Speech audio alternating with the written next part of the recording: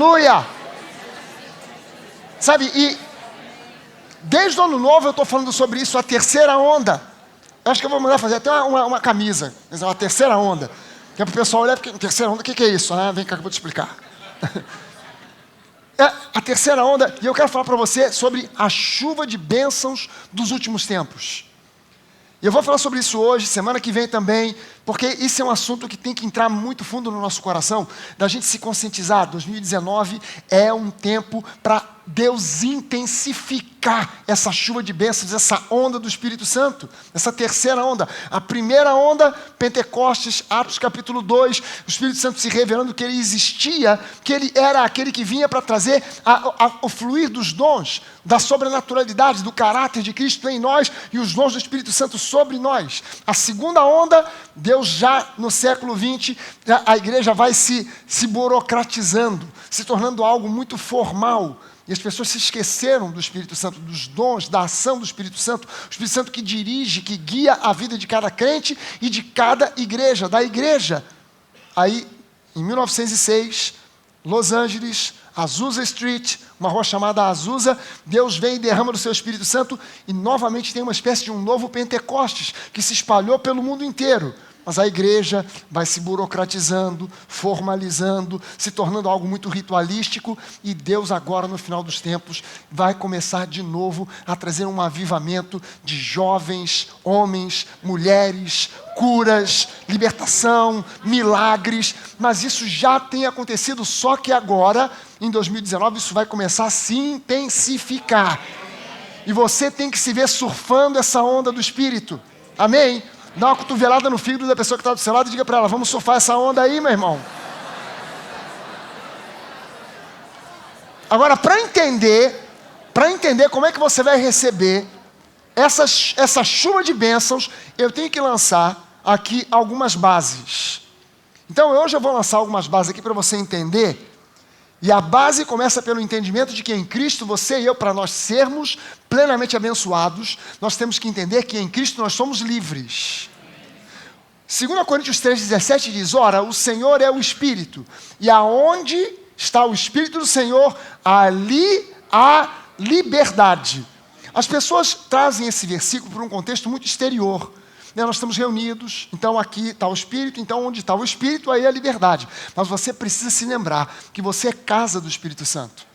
Você é templo do Espírito Santo. Aonde está o Espírito de Deus, aí há liberdade. Então eu sou livre. O Espírito Santo habita em mim. Amém? O Espírito Santo habita em você, habita em mim, aí é liberdade. Agora olha só, o que o mesmo escritor, o apóstolo Paulo, diz para nós agora em Gálatas 5:1. Paulo diz o seguinte, para a liberdade foi que Cristo nos libertou. Cristo nos libertou para que nós vivêssemos em liberdade. Agora olha só, ele diz, permanecei, pois, firmes e não vos submetais de novo a jugo de escravidão.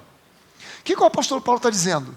Se você está em Cristo, você foi livre, mas o diabo, ele vai fazer o possível para levar e rebocar você de volta para um sistema onde você volte a ser prisioneiro. Mesmo estando na igreja, há muitas pessoas que foram libertas por Jesus, mas não vivem uma vida de liberdade, porque foram aprisionadas novamente por uma série de coisas. E o diabo, ele tem N métodos diferentes para rebocar você de volta para uma prisão. Ele tem vários métodos. E é por isso que a maioria das pessoas, hoje, na maioria das igrejas, foram livres em Cristo, mas o diabo conseguiu laçar e rebocar de volta para um sistema onde elas se tornam novamente prisioneiras. E veja só o seguinte, o apóstolo Paulo, quando ele diz permanecei firmes, é porque existe uma tentativa muito forte do diabo te rebocar de volta. Não é simplesmente permaneça, não permaneça firme, porque o diabo vai tentar rebocar você e não vos submetais de novo a um jugo de escravidão. Você não percebe, mas você vai sendo levado para esse lugar onde há um jugo colocado de volta nas suas costas e você não percebe. E é um chamamento muito forte, porque quem não exercita, quem não vive a liberdade que Cristo conquistou para você, quem não vive a liberdade que Jesus concedeu, não consegue desfrutar da plenitude da chuva de bênçãos que Ele quer mandar. Um escravo, ele não desfruta do melhor da casa do seu senhor. Mas quem é livre, desfruta do melhor. O escravo não morre de fome, mas em compensação, ele não come do melhor da mesa do Senhor. Mas aquele que é filho e é livre, ele senta na mesa e come do melhor da casa. O homem, ele foi criado para ser livre. O ser humano foi criado para ser livre. Então, o ser humano não pode jamais estar submetido a qualquer jugo de escravidão. Seja uma escravidão física, como já aconteceu e ainda acontece em muitos lugares do mundo, seja uma escravidão emocional, seja uma escravidão espiritual. O ser humano foi criado para ser livre. Amém? Eu não posso estar dependendo, prisioneiro de absolutamente nada, porque o natural, o plano bom, perfeito de Deus para o ser humano é que ele seja livre. Mas o ser humano também foi criado para ser dependente. Parece um paradoxo, né? A gente foi criado para ser livre, mas criado ao mesmo tempo para ser dependente. E pelo fato de sermos criados para sermos dependentes, é isso que facilita o diabo a lançar uma armadilha que nos reboca de volta para termos sobre nós um jugo de escravidão. O ser humano, ele não sabe viver livre. E ele não sabe viver livre porque, apesar de ter sido criado para ser livre, ele também foi criado para ser dependente. Porém, o que ele precisa entender é que ele foi criado para ser livre, mas dependente, porém dependente de Deus. E somente de Deus. A minha dependência só pode estar em Deus. E presta atenção numa coisa. Quanto mais dependente de Deus você é, menos dependente de homens você fica. Quanto mais dependente de homens você é, seja em que contexto for, inclusive o contexto de igreja, o contexto espiritual, quanto mais dependente de homens você for, menos dependente de Deus você se torna. O que você acha que é um plano melhor? Ser dependente de homens que falham ou ser dependente de Deus que não falha jamais? Mas é para isso que Deus nos criou. Porque quando nós somos dependentes dEle, nós somos plenamente livres. Quando você é dependente de homens, você sempre está aprisionado a alguém ou a alguma coisa. E Deus te chamou para ser livre. Você pode dizer mais uma vez, em Cristo, eu sou livre, eu fui chamado para ser livre, eu fui liberto para andar em liberdade. Aleluia! Portanto, eu preciso aprender a usar o meu livre-arbítrio, que é uma bênção que Deus deu ao ser humano, a capacidade de livre escolha. Mas eu preciso usar o meu livre-arbítrio com sabedoria. Livre-arbítrio é algo com o que eu já nasço, mas sabedoria é algo que eu ganho ao longo de tempo. Então eu preciso usar o livre-arbítrio com sabedoria para exatamente fazer escolhas que me levem sempre para manter a minha liberdade, para a qual eu fui criado. Eu preciso usar o livre-arbítrio de forma sábia para que essas escolhas me conduzam sempre para me manter na liberdade para a qual eu fui criado, na dependência de Deus e não cair na armadilha do diabo, que vai querer sempre me induzir para fazer escolhas erradas e nessas escolhas erradas ter a minha vida aprisionada novamente. Amém, gente? O homem, ele pode ficar prisioneiro de uma série de coisas. O homem pode se tornar prisioneiro, por exemplo, do materialismo, mesmo dentro da igreja. Em Cristo ele foi liberto. Mas o diabo bota nele uma visão tão errada sobre prosperidade, que tudo que ele vê em prosperidade é grana. E ele se torna prisioneiro do materialismo. E quando falta, o apóstolo Paulo, por que o apóstolo Paulo disse, eu aprendi a viver contente em toda e qualquer situação? Por quê? Porque ele não tinha a prisão do materialismo. Se tiver, tem. Se não tiver, paciência, não estou nem aí. Porque Deus é bom, está no controle da minha vida, e eu não estou nem aí. Porque ele não era prisioneiro do materialismo. Mas Paulo acreditava em prosperidade? Com certeza. O meu Deus, segundo a sua riqueza em glória, vai suprir cada uma das suas necessidades. Quem é que disse isso? Não foi o próprio apóstolo Paulo? Ele acreditava em prosperidade. Mas ele não era prisioneiro do materialismo. Amém, gente? É ótimo, é muito bom que o homem não viva só. Então é bom o homem ter uma esposa? É bom a mulher ter um marido? Mas a dependência, essa dependência, porque tem gente que fala assim, meu pastor, meu namoro acabou, eu quero morrer. Você não tinha um namorado, você tinha, na verdade, uma muleta. Você estava dependendo daquela pessoa para viver. Por isso agora você quer morrer. Porque o namoro acabou. Bom, o namoro acabou, a fila anda. Deus tem coisa melhor. Hã?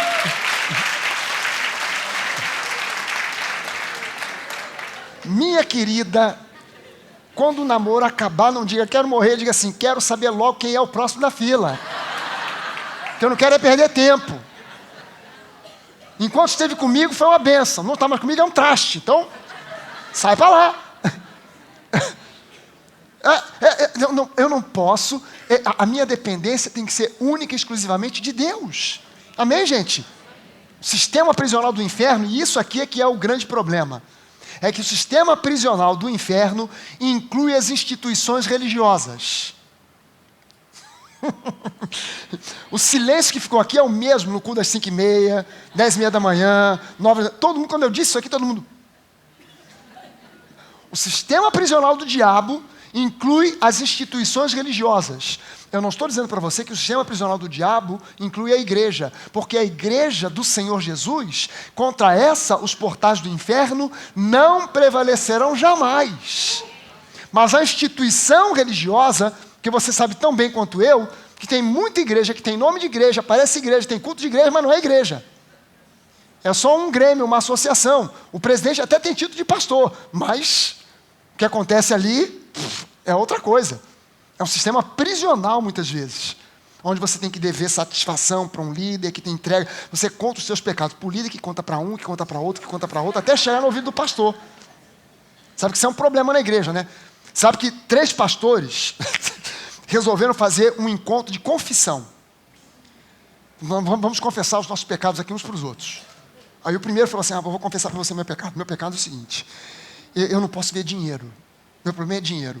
Dinheiro na minha mão. Quando as ofertas da igreja chegam lá, eu já tiro um bocado lá para mim.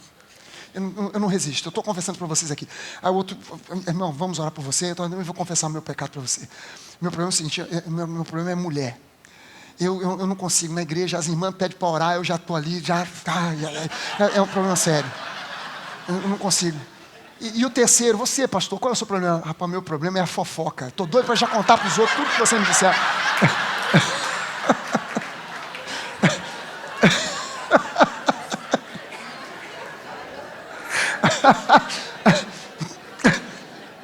Você sabe que essas igrejas que botam esse sistema, você tem que contar tudo para o líder do grupo, da célula, que depois conta para não sei quem, tem sempre um fofoqueiro que vai contar os seus problemas para mais alguém. Mas isso é um sistema prisional. O sistema religioso faz parte do sistema prisional do diabo. Presta atenção nisso. Em outras palavras, o diabo usa a religião como uma forma de aprisionar pessoas. Talvez agora você consiga entender, quando eu digo aqui que as pessoas, quando me perguntam qual é a sua religião, eu digo, não tenho. Qual é a sua religião? Não tenho. Não, mas não é possível, você não é pastor, eu sou. Então você você tem religião? Não tenho. Não, você não é evangélico? Bom, no sentido que eu sigo o evangelho, sim. Mas nesse outro sentido que você está querendo dizer aí, não, eu não me junto com essa turma, não. Eu sou de outra praia. Não, mas você não é crente? Sou, mas a Bíblia diz que até os demônios são. Pois é, Tiago diz isso, né? Você crê que Deus existe? Faz bem, mas até os demônios creem e tremem. Porque tem crente que crê, eu creio. E os demônios, eu creio e tremem. O sistema religioso, a religião, a palavra... Entenda o seguinte, surpreendentemente, a palavra religião não existe na Bíblia. Pastor, mas eu já abri minha Bíblia e já li. Paulo falando sobre a religião e tal, e Tiago também fala sobre religião. Então, pois é, mas no original grego, a palavra religião não existe, nem no hebraico, nem no grego. Não existe. A palavra religião não existe na Bíblia. Sabe, olha só, no português, pelo menos nas versões mais tradicionais que a gente conhece, versão Almeida, revista atualizada, revista corrigida, revista corrigida e corrigida novamente, revista atualizada e reatualizada. Essas versões mais tradicionais que a gente conhece, só tem 4 vezes no Novo Testamento a palavra religião. Só 4. No Antigo Testamento não tem nenhuma, mas no Antigo Testamento tem 4 vezes a palavra religião. Deixa eu te mostrar quais são os versículos. Atos 25, 19, Paulo está preso, vai para Roma, e o cara que vai julgar Paulo quer saber por que esse cara está preso. O que ele fez? E aí, os oficiais que prenderam Paulo vão contar para Festo o que Paulo fez, o governador, o que Paulo fez. Eles estão dizendo, olha só, traziam contra ele algumas questões referentes à sua própria religião, particularmente a certo morto chamado Jesus, que Paulo afirmava estar vivo. Essa palavra, religião, aqui, no grego, é deisidôimonia. Deisidôimonia, para mim não é difícil de gravar, porque eu tenho uma cunhada chamada Deise. É a esposa do pastor Hélio, lá na Academia da Fé. Então, para mim é fácil de gravar. Deisidôimonia. Mas deisidôimonia, ao pé da letra, a tradução de deisidôimonia é superstição. Então, esse texto aqui, ao pé da letra, seria traduzido assim: traziam contra Paulo algumas questões referentes à sua superstição. Porque os romanos viam o cristianismo como uma superstição. Não, esses caras acreditam em umas coisas malucas, aí tem umas superstições, eles acreditam que teve um morto que ressuscitou, e acreditam que esse morto um dia vai voltar. São superstições malucas que eles têm aí. Então, eles não chamavam o cristianismo de religião, eles chamavam o cristianismo de superstição, deisidôimonia. Em Atos 26, versículo 5, agora é Paulo apresentando a sua defesa.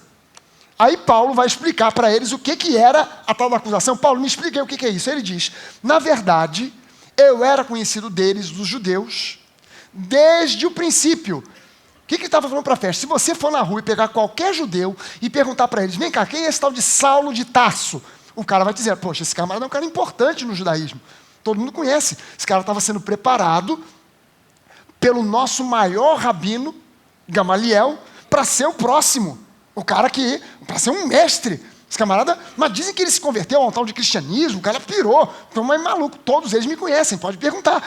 Na verdade, eu era conhecido deles desde o princípio, se assim o quiserem testemunhar, porque vivi fariseu, conforme a seita mais severa da nossa religião. Eu era um fariseu, que é a seita ou a divisão, o ramo mais severo da nossa religião. Só que essa palavra religião, no original grego, é treskeia. E treskeia, a tradução de treskeia, é observância cerimonial ou sistema de adoração. Então, ao pé da letra, o que Paulo estava dizendo, quando ele se defende, ele diz, eu vivi como fariseu, que é a seita mais severa do nosso sistema de adoração. Das nossas tradições e cerimônias, do judaísmo. Amém? Deu para entender? Agora, essa palavra treskeia, ela embutida nela tem alguns conceitos que são exatamente o que reflete o que é a religião. O que é religião.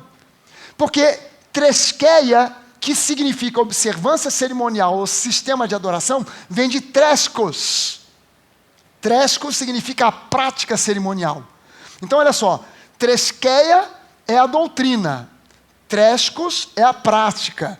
Então, se treskeia diz que para ter acesso a Deus eu preciso acender uma vela branca e uma vermelha, porque o branco é a cor da pureza, o vermelho é a cor do sangue de Jesus, e depois de acender as 2 velas, eu preciso dar 3 voltas, que é para ficar já meio tonto e perceber e sentir a presença de Deus, e eu preciso fazer um gesto e me abaixar, e levantar e fazer assim e tal.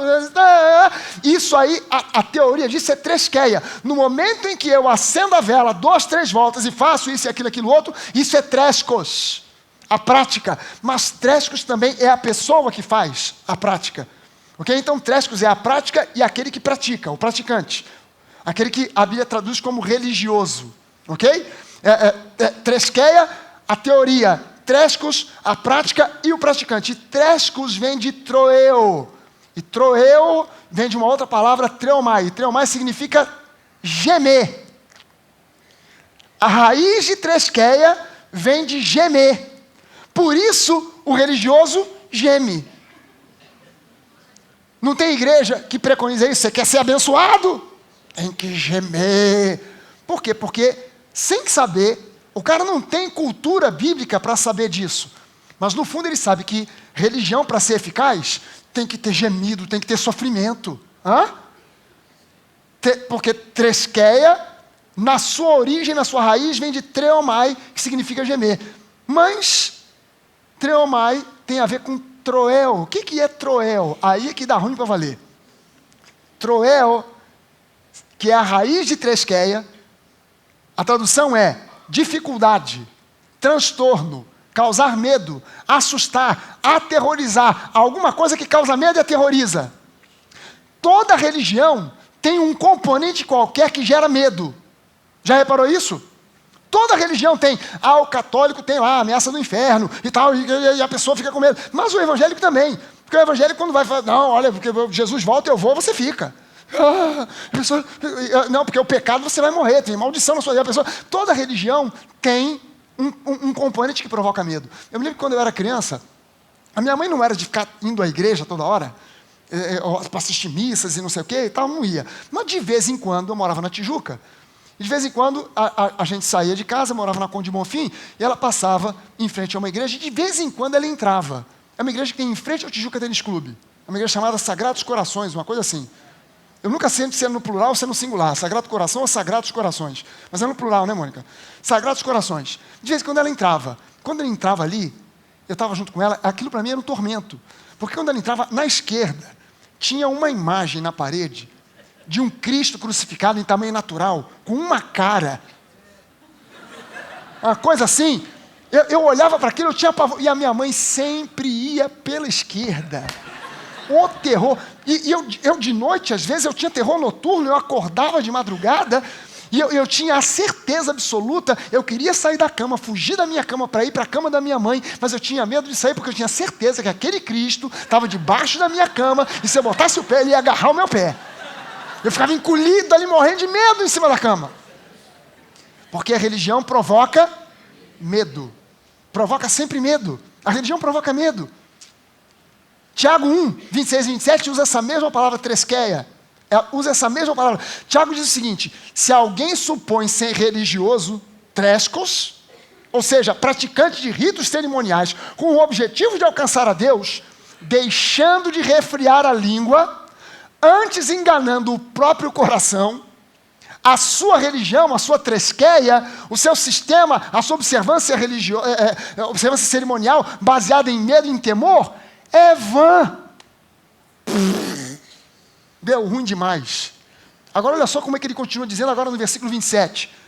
A religião, a tresqueia, que Deus realmente procura, busca, não é tresqueia coisa nenhuma, a religião pura e sem mácula, para com o nosso Deus e Pai, é esta. 2 pontos. Visitar os órfãos, as viúvas nas suas tribulações, e a si mesmo guardar-se incontaminado do mundo. Não tem sistema de cerimônia que provoque isso. Você pode fazer quantos gestos, quanto cerimonial, quanto ritual você quiser. É o que Tiago está dizendo. Você faz todo um cerimonial, todo um ritual, acende vela, apaga vela, dá volta, usa a roupa assim, entra pelo corredor da esquerda. Aleluia. Depois volta, dá 3 voltinhas. E tal. Mas não pratica isso, resfriar a língua, visitar a viúva, o órfão, e refrear a si mesmo da contaminação do mundo. O camarada praticou esse ritual todo. Ele pode sair dali e cometer o maior dos pecados do mundo. O que adiantou o ritual todo? Niente. Nada, nothing. Estou falando em línguas aqui para você entender logo uma vez. Não adiantou nada. Não adiantou nada. Porque ele está dizendo, na verdade, o que Tiago está dizendo? O que importa não é tresqueia, um sistema de ritual, mas é uma prática de vida. Cristianismo é prática de vida. Por isso eu não sou cristão aos domingos, eu sou cristão 24 horas por dia, 7 dias por semana. Porque é uma prática de vida. Não é um cerimonial aos domingos. O cristianismo não se baseia num sistema de ritos e de rituais que, se praticados, vão nos conduzir até Deus, mas sim numa fé em Cristo e na obra que Ele graciosamente fez para nos conduzir até Deus. Isso é cristianismo. Isso é cristianismo. O cristianismo não se baseia em ritos e rituais. Sabe? Portanto, religião é um sistema de ritos e de rituais no qual o homem, através dos seus esforços, tenta achar caminho para Deus. O cristianismo é o oposto. O cristianismo é Deus vindo a nós através de Cristo, nos restaurando a comunhão perfeita com o Pai. É o inverso. Não sou eu fazendo algum tipo de rito ou ritual para ver se Deus se agrada de mim, ou para ver se eu consigo furar um bloqueio e chegar até Ele. Não, o bloqueio já foi furado, o bloqueio era a lei. Jesus cumpriu a lei, furou o bloqueio, acabou com o bloqueio, removeu o bloqueio e nos colocou agora na condição de filhos e filhos amados. Amém? Do Deus vivo. Agora sim, se você já entendeu isso, você já tem a base para entender a chuva de bênçãos dos últimos tempos. E é por isso que muita gente, a chuva já está caindo, mas tem muita gente não desfrutando, porque ainda não entendeu da liberdade que possui. E de todos os sistemas prisionais que o diabo tem nesse mundo, o mais eficaz e o pior é o religioso. Você vai acabar dizendo amém para valer nisso aí, que você vai entender.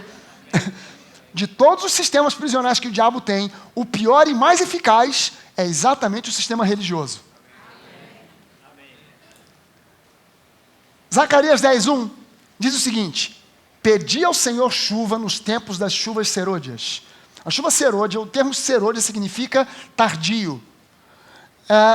Ou chuva da primavera, ou chuva de final de ano. Pedi ao Senhor as chuvas serôdias, deixa eu ler de novo. Pedi ao Senhor chuva no tempo das chuvas serôdias, ao Senhor que faz as nuvens de chuva, que dá aos homens aguaceiro, e a cada um erva no campo. Deixa eu te mostrar esse mesmo versículo na NVI. Na NVI diz assim: peça ao Senhor chuva de primavera, pois é o Senhor quem faz o trovão, quem envia a chuva aos homens e lhes dá plantas no campo. O que é a chuva serôdia? Em Israel, as estações são muito bem definidas. A gente no Brasil só tem 2 estações, mais quente e menos quente. Mas em Israel, você tem primavera, verão, outono, inverno, bem definido. E em Israel acontece o seguinte: só chove no final do outono e no princípio da primavera. No verão, não cai uma gota de água. É líquido e certo. Se você quer ir para um lugar e não levar um guarda-chuva, vá para Israel na época do verão. Porque faz um calor danado e não cai uma gota de chuva. No inverno até neva, mas não chove. Agora, no final do outono, chove. É a chuva temporã. É a chuva prévia. É a chuva da semeadura. É a chuva que vem para regar a semente. Depois, no início da primavera, chove novamente. E aí é a chuva da colheita. É o tempo da colheita, cai uma chuva para amadurecer o fruto que brotou com a chuva temporã. A chuva serôdia vem trazer exatamente esse amadurecimento. Se você ler aqui, você vai ver que Deus está orientando para que nós peçamos não pela chuva temporã, mas que a gente peça a chuva serôdia. A chuva final, a chuva do final de ano. Quer dizer, a chuva de princípio de ano, se você tentar comparar com o nosso calendário, você vai ficar meio confuso, porque o princípio de ano judaico é o nosso final de ano. O início do ano deles é um pouco mais para trás. Né? Então começa mais ou menos lá para outubro, já virando para dezembro, novembro, já é o ano novo judaico. E o nosso vem depois. Então, quando fala da chuva serôdia, da chuva temporã, para nós seria final de ano, mas para o calendário judaico é o início do ano deles. Ok? E depois, lá na primavera, a chuva serôdia, a chuva de final de ano. Agora, olha só. Ele está dizendo para você e eu pedirmos por chuva num período em que, em termos meteorológicos, já se sabe que vai chover. Caramba, se na primavera é líquido e certo que chove, então por que Deus está mandando a gente pedir por chuva numa época que, teoricamente, já sabe que vai chover? É simples, porque a meteorologia falha. A gente já não viveu um tempo aqui que diziam para nós que os reservatórios de águas do Rio de Janeiro estavam tudo lá embaixo? Porque na época de 2014, 15, 16, que tinha que chover, janeiro, fevereiro, março, não choveu. E aí os reservatórios... Então, peraí, já estava previsto chuva, mas não choveu. Bom, a chuva serôdia está prevista, mas e se não chover? Então peça, e não peça de qualquer jeito. Porque olha só, peça ao Senhor chuva de primavera, e a chuva de primavera em Israel é mais forte do que a chuva do outono. A chuva do outono é um chuvisco, mas a chuva de primavera, quando vem, é chuvarada. É chuva para valer. Ele diz, peça ao Senhor chuva de primavera, pois o Senhor é quem faz o trovão. Alguém já viu juntar aquela nuvem cinza, quase negra, e começar a ter raio, trovão, e cair só uma garoa? Já viu acontecer isso alguma vez? Quando vem aquela nuvem escura, com raio, trovão, o que vem? Temporal. Às vezes dá até enchente, né? Ele não está pedindo para você pedir por uma garoa. Por isso que a gente pede mal. Deus quer dar para você um banquete, você está pedindo um sanduíche. E Deus está pedindo para você que você peça, Ele te pede para você pedir por um aguaceiro. Senhor, manda a chuva de bênção, mas não manda uma chuvinha não, manda um temporal de bênção sobre a minha cabeça, sobre a minha vida. Levante uma das suas mãos e diga, 2019 vai cair um temporal de bênção sobre a minha vida. Aleluia! Oh, aleluia! Alguém pode dar um aplauso ao Senhor por causa disso? E crer nisso? Aleluia! Oh! Meu irmão, a terceira onda do Espírito Santo é a onda que vai trazer a última chuva, uma chuva que será um verdadeiro aguaceiro de bênção sobre a igreja. Sabe, eu não sei se Jesus vai voltar amanhã, daqui a 10 anos, daqui a 100 anos, mas uma coisa é certa, hoje está mais perto da segunda vinda do que ontem, e amanhã estará ainda mais perto, e os sinais do mundo mostram para nós que Jesus está voltando. Então, se Jesus está voltando, antes dele voltar, o que está previsto na Bíblia é uma chuva serôdia do Espírito Santo. É a chuva final do Espírito Santo, trazendo um avivamento, curas, milagres, bênçãos sem medida, prosperidade, vida abundante, salvação, conversões, gente sendo curada. Eu estou visualizando isso já para 2019. Essa onda já começou, mas eu vejo que 2019 ela vai se intensificar ao redor do mundo. Você vai ouvir falar de avivamento no Brasil, avivamento na China, avivamento em tudo quanto é canto desse planeta, porque o Espírito Santo vai começar a cumprir aquilo que foi dito pelo profeta Joel, e virá um tempo em que eu vou derramar o meu Espírito sobre toda a carne. Os jovens terão visão, os velhos eles terão sonhos, e todo mundo será cheio do Espírito. 2019 é o ano para começar a acontecer. A chuva serôdia, a chuva que vem para trazer amadurecimento, crescimento, abundância. Esse é o tempo da chuva, amém, gente? Amém. Elias, por causa da iniquidade do rei Acabe e da sua esposa Jezabel, ele declarou profeticamente uma seca em Israel que durou um pouco mais de 3 anos. E em Israel é o seguinte, não choveu, não tem colheita, não tem colheita, não tem bênção. 3 anos sem chuva, sem colheita, sem bênção. Até que Elias orou de novo, pedindo a Deus para mandar chuva. Agora olha só, Elias, a Bíblia não diz como Elias orou. A Bíblia só diz o seguinte, que Elias começou a orar para Deus mandar de novo chuva, e aí, num determinado dia, céu super azul, Elias orando, sem uma nuvem no céu, ele fala para o seu ajudante, vá lá fora e vê se tem algum sinal de chuva. O cara foi 7 vezes. Todas as vezes que ele voltava, dizia, não tem nada, volta lá fora, não tem nada, volta lá fora. Na 7ª vez, ele foi e voltou, Elias, olha, eu vi lá uma nuvenzinha, pintou uma nuvenzinha no céu. Mas uma nuvenzinha pequenininha, não dá nem para uma garoa. Uma nuvenzinha pequenininha do tamanho da palma da mão de um homem. Não é que a nuvem fosse do tamanho da palma de uma mão, que se fosse literalmente desse tamanho, você não ia ver a nuvem pela distância, né? Mas ele tentou medir e falou, cara, pintou uma nuvem, o céu está todo azul, mas tem uma nuvem. Mas, uma nuvem pequenininha, deixa eu ver mais ou menos o tamanho. Cara, a minha mão encaixa ali e cobre mais ou menos o tamanho da nuvem. Elias é uma nuvenzinha que não dá nem para uma garoa. É uma nuvem do tamanho da palma da mão do homem. Aí Elias, pela fé, ele diz, olha, pode mandar avisar para o rei, para todo mundo correr para casa, porque vem aí um temporal. O que Elias estava pedindo? Senhor, manda uma garoa. Não, Elias estava mandando, Senhor, manda um aguaceiro. Já tivemos 3 anos e meio de seca, agora é tempo do Senhor trazer a bênção de novo para Israel. E veio uma chuvarada do tamanho de um bonde. Veio uma chuvarada gigantesca.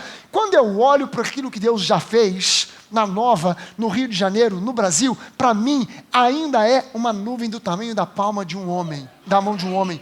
Mas eu já vejo que 2019 vai vir uma chuvarada sobre esse país. Vai uma chuvarada sobre essa igreja. Aleluia! Uou! Veja só o seguinte, Deus sempre usa no Antigo Testamento a terra de Israel, a sua topografia, as estações do ano, as colheitas, os períodos de seca, de chuva, para nos ensinar lições. A Bíblia fala sempre usando de forma tipológica os rios, os montes, as montanhas, os vales, as estações de Israel, para nos ensinar algumas lições. E em Zacarias 10:1, o profeta nos diz que o povo de Israel devia pedir a Deus por chuva no tempo em que naturalmente deveria chover. Pedir por chuva mesmo sabendo que naturalmente a chuva viria. Peça ao Senhor por chuva, e não peça por uma chuvinha besta, peça por um aguaceiro, peça por chuva de bênçãos, uma chuva gigantesca para a sua vida. Não basta saber que já foi profetizado por Zacarias, por Joel, e em Deuteronômio, não basta saber, é preciso que você peça. Não basta eu profetizar dizendo que 2019 vai ser uma bênção para você. Você precisa se alinhar com isso e profetizar e declarar sobre a sua própria vida. 2019 vai ser um ano de bênçãos gigantescas. Vai ser um ano ricamente abençoado na minha vida. Amém?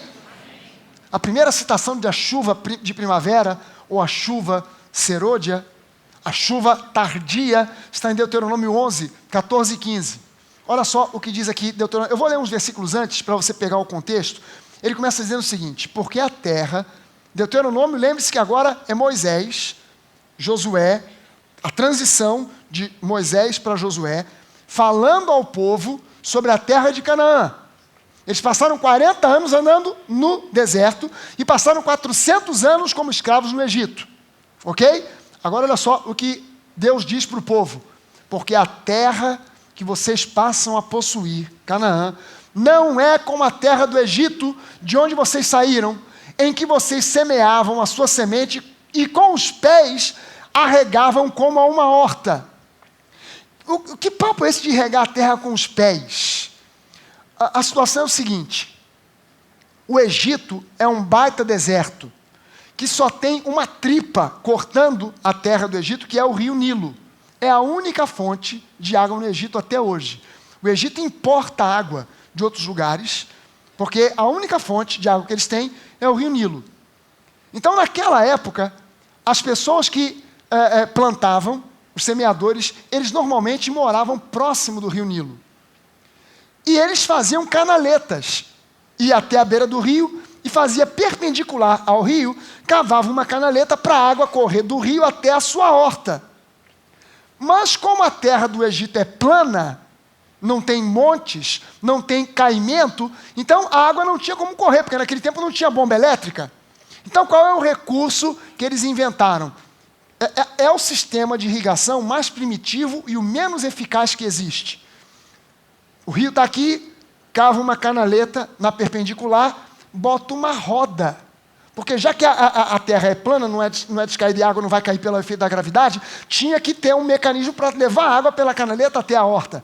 Então eles botavam uma roda de água, mas não tinha eletricidade. Como é que essa roda girava? Se ela não estava na direção da correnteza do rio, ela estava perpendicular ao rio. Como é que ela girava? Era uma roda mais ou menos desse tipo aqui. O que eles faziam? Botavam dentro da roda um escravo hebreu andando igual um hamster. Já viu aquela gaiolinha de hamster? Não tem aquela rodinha que o hamster fica ali, pensando que está indo para algum lugar, quando ele veio está no mesmo lugar? Caramba, andei quilômetros. Cheguei aonde? Na mesma gaiola que eu estava. Roda, roda. Aí ele está dizendo: a terra que vocês passam a possuir, a terra de Canaã, não é como a terra do Egito, onde vocês tinham que regar a semeadura com os pés, fazendo esforço, fazendo força, porque a água, quando passava por dentro da água do rio, esses dentes aqui tinham uma espécie de bacia que coletava a água, e aí quando o camarada andando, a água caía na canaleta e pela própria impulso do camarada andando, fazia uma correnteza que ia levando a água até a horta. Se o cara parasse de andar, parava o fluxo.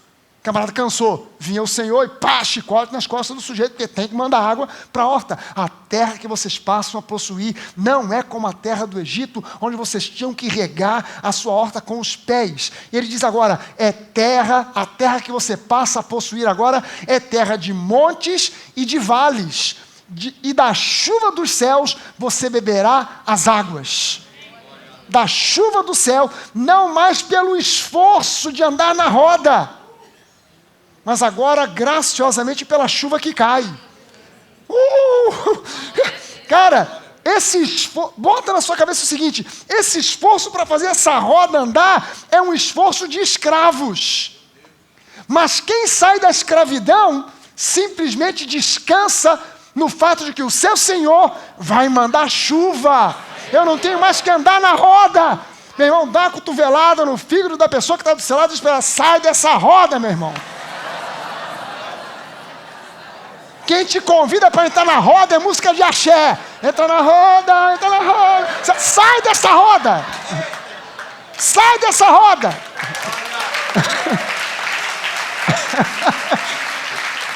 Sai dessa roda que teu lugar não é aí. Teu lugar não é aí. O teu lugar é outro. Darei as chuvas da vossa terra a seu tempo. É uma promessa de Deus. Na estação devida eu vou mandar chuva na primavera, no outono eu vou mandar chuva. As primeiras, as chuvas temporãs, as chuvas de outono, e as últimas, as chuvas serôdias, as chuvas da primavera, para que recolhais o vosso cereal, o vosso vinho e o vosso azeite. Darei erva no vosso campo aos vossos gados, e vocês vão comer e vão se fartar. Deus não quer você contando moeda para comprar 1 litro de leite na promoção do Guanabara. Deus quer você tendo abundância para ter para você, suprir para sua família, ainda poder acudir o necessitado e poder ofertar na sua igreja. Esse é o plano e propósito de Deus para a sua vida. Aleluia! Sabe, a Bíblia fala desses 2 períodos de chuva em Israel. A chuva temporã, que é chamada ainda hoje de Iorê. Quando você fala em Iorê em Israel, já sabe, é a chuva de outono, é a chuva para plantio. Você botou a semente na terra, tem que vir uma chuva, senão a semente seca e não produz nada. Então eles ficam na expectativa. Em Israel, botou a semente na terra, eles ficam na expectativa de vir Iorê, a chuva temporã, para poder regar a terra e as sementes germinar. Mas depois que ela germinou, na época da colheita, na primavera, antes da colheita, tem que vir a chuva serôdia, a chuva de primavera, para dar amadurecimento para o fruto, senão ele seca, porque o calor é grande, ele seca e apodrece e não tem mais colheita. Então, antes da colheita, tem que vir a chuva serôdia para dar amadurecimento. E nós, que já fomos semeados no reino como semente, nós já brotamos em Cristo, mas nós precisamos dessa chuva serôdia para amadurecer. Entenda o seguinte: maturidade não é fruto de conversão.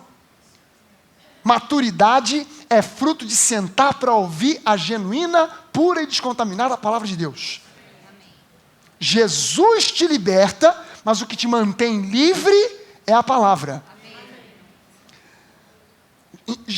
É óbvio, Jesus e a palavra são uma e a mesma coisa. Mas entenda o contexto que eu estou dizendo. Que de Jesus, a libertação que traz você para longe, para fora do sistema do mundo, do materialismo, da opressão do diabo e etc e tal, e do sistema religioso, é Jesus que produz isso. Mas quem te mantém livre é a palavra. E conhecereis a verdade, e a verdade, que é a palavra, vos libertará. É a palavra que nos mantém livre. A chuva serôdia, que é chamada de Malkosh, em hebraico, Malkosh, é a chuva da primavera, é a chuva da colheita. E interessante que essa chuva, ela cai nos meses hebraicos de Iyar e Sivan, que são o 8º e o 9º mês do calendário hebraico, do calendário judaico. O 8º e o 9º. E é interessante que elas caem no mês 8 e 9, porque 8 é o número de um novo começo. E 9 é o número bíblico que representa o próprio Espírito Santo, que é quem produz a chuva serôdia, quem produz a chuva temporã, mas quem produz a chuva serôdia, quem manda o aguaceiro de bênção sobre nós. Amém? Agora lembre-se o seguinte: Deuteronômio 11:10 nos disse que o Egito era terra cultivada com os pés, um esforço de escravos. Mas a terra de Israel, a terra de Canaã, ela é terra de bênçãos para um povo livre, onde as bênçãos vêm do alto, diretamente de Deus, e por isso é uma terra de descanso.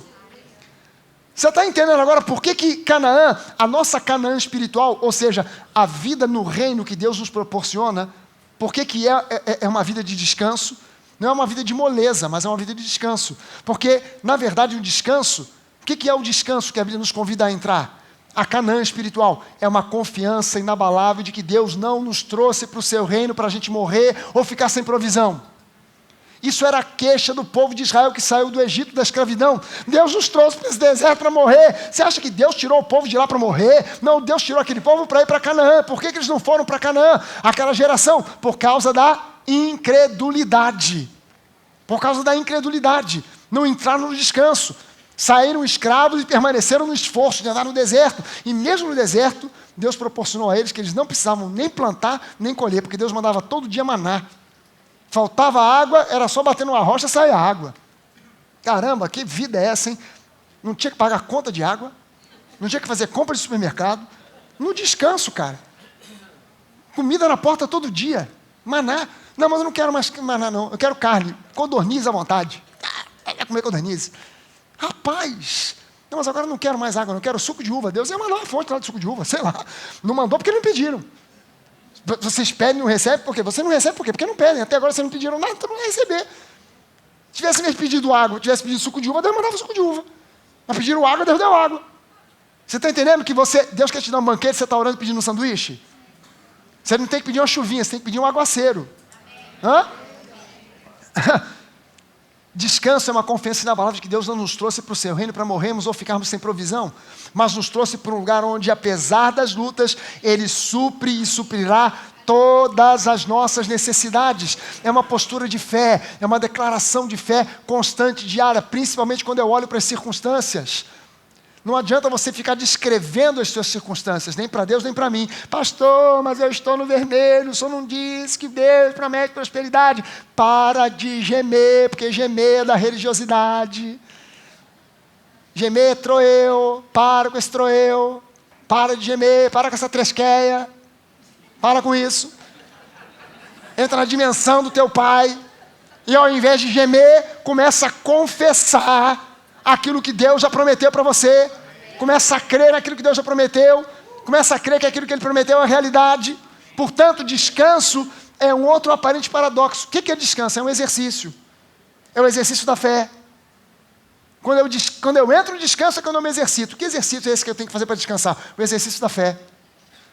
Chuva temporã fala de plantio, fala de semeadura, fala de potencial, fala de algo que foi semeado e crido, fala das promessas de Deus. Mas chuva serôdia fala de colheita daquilo que foi semeado. Portanto, fala de manifestação, realização das promessas. Diga 2019. É um ano para manifestação de promessas que ainda não se cumpriram na minha vida. Aleluia! Aleluia! Repita isso, 2019. É uma oportunidade, é um tempo de colheita para Deus manifestar na minha vida promessas que ainda não se manifestaram. Aleluia! Uou! Yes! Aleluia! Sabe, a chuva temporã, ou a primeira onda do Espírito Santo veio sobre a igreja no primeiro Pentecostes da Nova Aliança. Atos capítulo 2. Durante todos esses anos, a igreja tem esperado pelas últimas chuvas que estão ligadas com a segunda vinda de Jesus. Meu irmão, eu não sei se é amanhã, eu não sei se é 2020, se é no ano depois, se é 2021, se é 2050, se é mais para frente, mas eu sei uma coisa, está próxima a vinda de Jesus, se está próxima a vinda de Jesus, está próximo o grande avivamento, e eu quero profetizar junto com você que 2019 é o ano da intensificação dessa onda que já começou. Há muitas igrejas que ainda não enxergaram isso, que ainda estão esperando pela vinda de um avivamento. O avivamento já está aqui. Quem ainda não sabe disso, está assistindo pela internet, vem para a Nova que você vai saber o que é avivamento. O avivamento já está entre nós. É preciso só que você abra os seus olhos e veja Deus agindo, trazendo sobre você cura, libertação, restauração, proteção, vida abundante, família abençoada, negócios abençoados, prosperidade, saúde abundante. Deus tem tudo isso para você reservado. Não espere por menos. Não espere por menos. Não peça menos. Deus quer te dar um banquete, não fica pedindo sanduíche. Senhor, eu quero um misto quente, mas eu quero te dar caviar. Mas, Senhor, um misto quente, mas eu quero te dar salmão, eu quero te dar um banquete, é uma mesa repleta, que tem filé mignon, que tem arroz à grega, que tem arroz à piemontese, que tem tudo que você gosta, aquilo que você não gosta também, churrasco, picanha, bife ancho, está tudo lá esperando por você. Mas, Senhor, o sanduíche, para com esse sanduíche, infeliz. Entra numa que Deus tem propósito para a sua vida e que Ele quer o melhor para você. Gemer é da religiosidade, crer é do relacionamento com Deus. Gemer, reclamar, murmurar é de tresqueia. Confessar aquilo que Deus promete, profetizar sobre a sua vida aguaceiro de bênçãos é do relacionamento vivo com Deus vivo. Amém? Na primeira chuva do Espírito Santo, a Bíblia diz que não havia entre os cristãos nenhum necessitado e que milagres eram frequentes. Você acha que na segunda chuva, a chuva serôdia, Deus vai fazer menos? Se o nosso Deus é Deus de progresso, é Deus que nos conduz de glória em glória, você acha que a chuva serôdia vai ser menos do que a chuva temporã? Lembre-se que no físico, na prática, a chuva temporã sempre foi menor do que a serôdia. A chuva temporã é uma chuva mais branda. A chuva serôdia sempre vem com um aguaceiro. E é isso que eu estou esperando. Não estou esperando uma chuvinha. Você sabe que Jesus diz isso?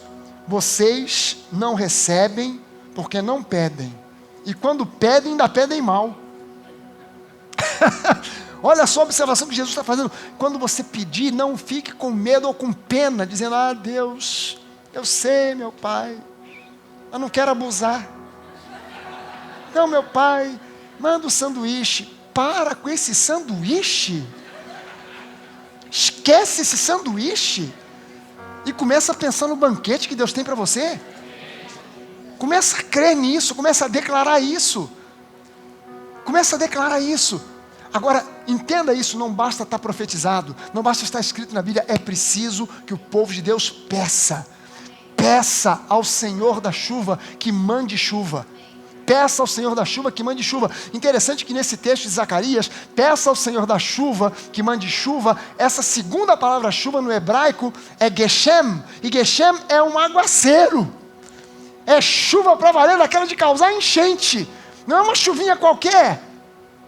Pedir a Deus por algo que Ele já prometeu. Pedir por cura. Pedir por prosperidade. Bênçãos já prometidas. Pedir crendo que já recebeu. Esse é o exercício da fé. Esse é o exercício da fé. Esse é um tempo de colheita. Olha só o que diz Deuteronômio 11:14. Darei chuvas da vossa terra a seu tempo, as primeiras e as últimas, para que recolhais o vosso cereal, o vosso vinho e o vosso azeite. Essas três coisas citadas aqui são proféticas, porque cereal fala de provisão material, sustento. A chuva serôdia traz sustento em primeiro lugar. Em segundo lugar, ela traz vinho. Vinho simboliza alegria. E a alegria do Senhor é a nossa força. O vinho fala de alegria por si só. Você toma uma taça de vinho, você já começa alegria. O tecladista já se empolgou ali, já. Sidney dos teclados, já.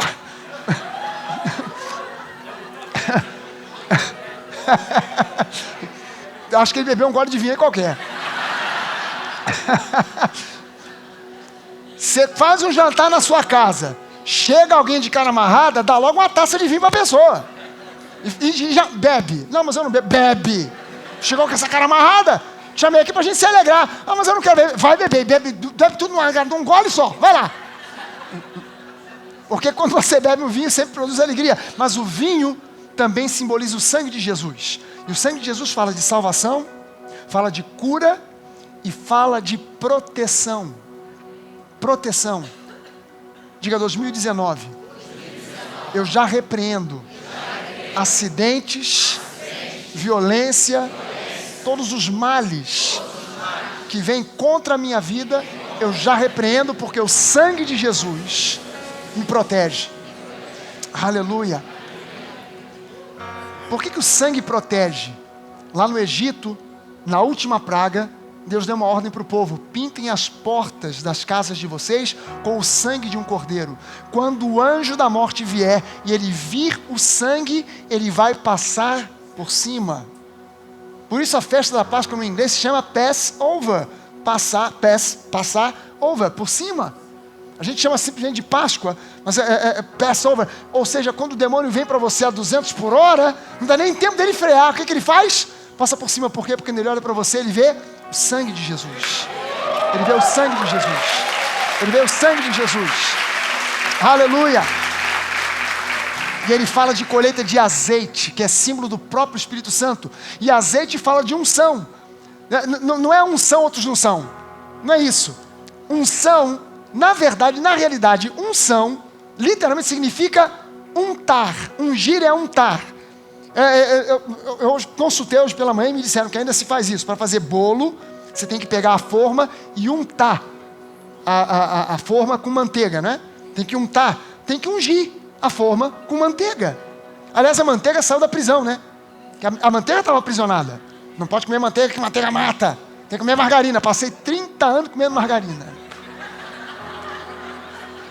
Aí me disseram assim: rapaz, descobri agora que a margarina praticamente é a mesma coisa que o plástico. Quer dizer, se você comer a margarina ou der uma dentada na embalagem, é a mesma coisa. E agora pode comer manteiga. Então, untar com manteiga lá, ungir a forma, né, com manteiga. E as pessoas pensam que ungir é uma coisa religiosa. Não, fulano foi ungido para ser pastor. Não. O apóstolo João diz para nós em 1 João 2,20 que nós já temos a unção. O que é unção? Unção é uma capacitação sobrenatural para desempenhar uma tarefa. Que tarefa? Uma tarefa qualquer. Deus te ungiu para quê? Para ser um bom pai, para ser uma boa mãe, para ser um bom marido, para ser uma boa esposa. Deus te ungiu para ser um bom empresário. Deus te ungiu para ser um bom médico, um bom engenheiro, um bom arquiteto, uma boa arquiteta, uma boa empresária. Deus te ungiu para ser, de repente, um bom vendedor. Deus te ungiu para ser bom naquilo que você faz. Um bom atleta, um bom ator, um bom cantor. Deus te ungiu para você ser bom naquilo que você faz de forma sobrenatural. Uau! Cara, eu já, quando eu estava no exercício da medicina, quantas vezes eu vi Deus me usar de forma sobrenatural? Quantas vezes eu vi Deus me usar? Eu me lembro que um dia eu entrei numa sala de parto. O cara que estava fazendo parto era um cara muito novo, inexperiente. E ele estava, era uma cesariana, e ele estava num sanhaço danado para fazer aquele parto. E eu que entrei só para ver, porque eu estava esperando o meu paciente entrar na sala. Fiquei ali fazendo hora, vendo aquilo, comecei a me agoniar. Eu falei: meu Deus do céu, essa criança não sai, a criança não nasce, o camarada não consegue tirar. O que está vendo aqui? E o cara nervoso, tremendo, e bota a mão e a criança não sai. Quando ele finalmente conseguiu tirar, a criança saiu praticamente morta. A criança saiu toda mole, e o pediatra agarrou aquilo, já botou em cima, botou a criança em cima, começou a aspirar e tal. E o pediatra, a mãe já começou a perguntar: cadê o meu bebê? E a criança em morte aparente, o pediatra já fazendo massagem cardíaca, eu olhando para aquilo desesperado, de repente eu não aguentei, eu dei um grito: vive em nome de Jesus! A criança, uau! Na hora, todo mundo parou e falou assim: que isso? Coincidência, né? Na hora que ele falou o nome de Jesus, a criança chorou. Que coincidência! Mas Deus te ungiu.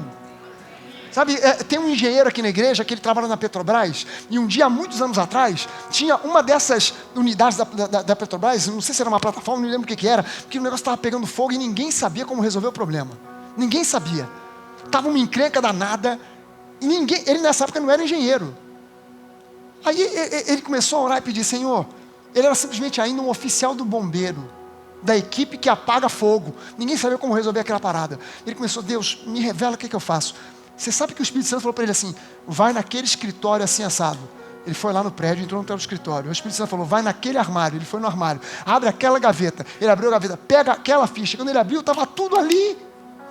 Estava tudo ali, o manual de como fazer. Ele foi lá, resolveu o problema. Todo mundo: rapaz, você é um engenheiro? Não, não sou engenheiro não. Eu ainda não sou engenheiro não. Eu estou até fazendo faculdade, mas não sou engenheiro. Cara, o que houve aí? Ninguém sabia nem onde estava a pasta que tinha a fórmula para resolver o problema. Só o cara descobriu. Não, porque eu sou bom. Não, porque Deus é bom. Deus te unge para você ser aquilo que Ele te chamou para ser. Unção não é só para pastor, para diácono então não tem unção nenhuma.